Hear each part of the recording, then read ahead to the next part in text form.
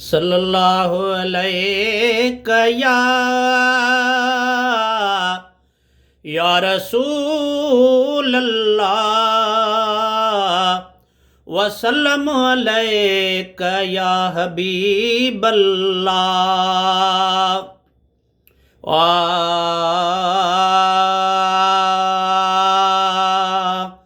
रहमत बरकत जाय अंबार बख्शे ॾिना हिन बख्शणहार।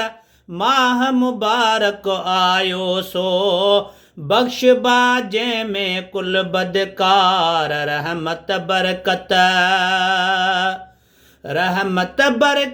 जाय अंबार बख्शे ॾिना हिन बख्शणहार। माह मुबारक आयो सो बख्श बाजे में कुल बदकार। रहमत बरकत तोहफ़ो असांखे हीअ अता थियो रमज़ान जो आ महीनो। मोमिन हिन में क़ुरान पढ़ी था ठारनि पंहिंजो सीनो। मोमिन हिन में क़ुरान पढ़ी था ठारनि पंहिंजो सीनो। नूर जा थी पिया हिन वसकार दिल थी बेशक बाग बहार। नूर जा थी पिया हिन वसकार दिल थी बेशक बाग बहार। माह मुबारक आयो सो बख्श बाजे में कुल बदकार। रहमत बरकत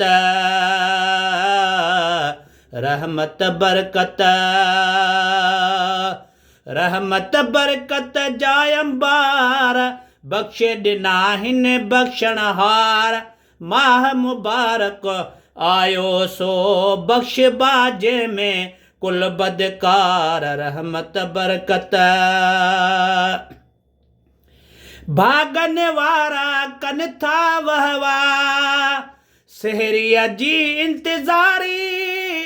रोज़ा जन खे नसीब थिया कई उन्हनि अची अफ़तारी। रोज़ा जन खे नसीब थिया कई उन्हनि अची अफ़तारी।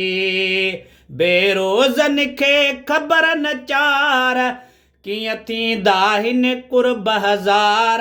बेरोज़न खे ख़बर न चार कीअं थींदा हिन कुर्ब हज़ार। माह मुबारक आयो सो बख्श बाजे में कुल बदकार। रहमत बरकत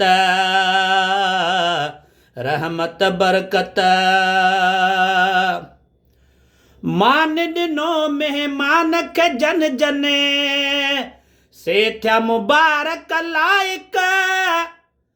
तन जी सलामती ख़ातिर दुआऊं रोज़ घुरनि था मलाइक।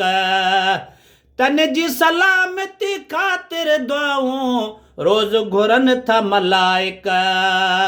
सतर रखियो तने रब सतार जन्नत जा थी पिया हक़दार।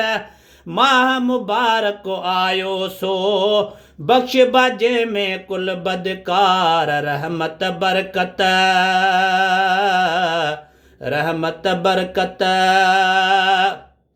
नाले मिठा शल अदब सां गुज़रे वक़्तु असांजो सदाई। महेसर दीन सां उल्फत बख्शे सभिनीनि खे रब साईं। महेसर दीन सां उल्फत बख्शे सभिनीनि खे रब साईं। पढ़नि निमाज़ूं बुढ़ड़ा ॿार दिलियूं माणनि रोज़ करार। पढ़नि निमाज़ूं बुढ़ड़ा ॿार दिलियूं माणनि रोज़ करार। माह मुबारक आयो सो बख्श बाजे में कुल बदकार। रहमत बरकत